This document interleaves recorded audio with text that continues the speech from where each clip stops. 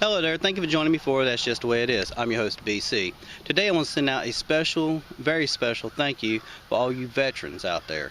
You know, those who are in service, those who are retired, and those who have given their life.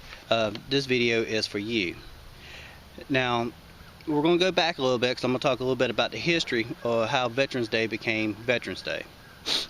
President Woodrow Wilson proclaimed Armistice Day as I guess you could say, as a day for set aside for all vets, and that was World War I vets. Okay, now he gave his speech that I think is until today I think is a very powerful speech. He said, "To us in America, reflections of Armistice Day will be filled with the pride of the heroism of those who died in the country's service, and with gratitude for the victory, both because of the things from which it has freed us and because of the opportunity it has given us. America to show her sympathy with peace and justice with these councils of the nations." Now that says a whole lot, and like I said, and I know at that time that had to be a very powerful speech. And I think it's still a very powerful speech today, and I think it's still, even though the name has changed, it still has that same meaning. Okay, now in 1926, the U.S. Congress requested that at the time President Calvin Coolidge to issue that November 1st be the holiday. It was approved on May 1938 for it to be a legal holiday. So 1938 is when Armistice Day became a legal holiday. Okay, now here's where it changes. In 1945, at the time, World War II veteran Raymond Weeks came up with the idea of Veterans Day, and Veterans Day to celebrate all vets, from World War I, World War II, and, and the wars that came later.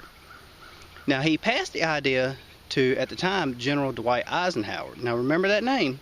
We all know he ended up becoming president, but he liked that idea. So, back in 47, Weeks was the first person who ever celebrated that holiday. Now, it didn't say how he celebrated. I don't know if he celebrated with family. I don't know if he celebrated by himself. I don't know if it was the whole army base. I really don't know. I think it may have been a town celebration, but it wasn't the celebration. Either way, it wasn't the celebration that it now has today. Okay, now in May 26, 1954, at the time, President Dwight Eisenhower signed it into a bill, changing the name to Veterans Day.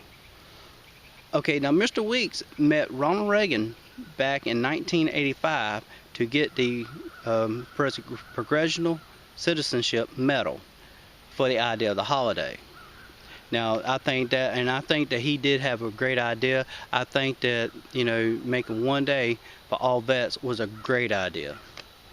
Okay, now, starting on 1971, going back a little bit, with accordance to the Uniform Monday holiday, Veterans Day was to be celebrated every fourth Monday of October. I mean, not October, of November. Okay, evidently that didn't work out because in 78 they changed it back to November 11th. So, this video is for you vets. I do appreciate all that you've done. I do appreciate the hard work, the sacrifices, the being without your family, the lives you could have had, and some of your lives have even been changed. From being healthy to ended up in wheelchairs and God knows worse, but would like to thank you for the service that you provided and for the freedom that we do have. Of course, our freedom now is not the same that it used to be, but nonetheless, you sacrifice for the freedom that we do have, and what we have now is not your fault, because you've done your service. Oh, and by the way, Mr. Barack Obama was on TV. He said he backs y'all, he's with y'all, and he's there for you, And if he's been there for you like he has been for the rest of the country, I won't be the first person to say, I'm sorry. Thank you for joining.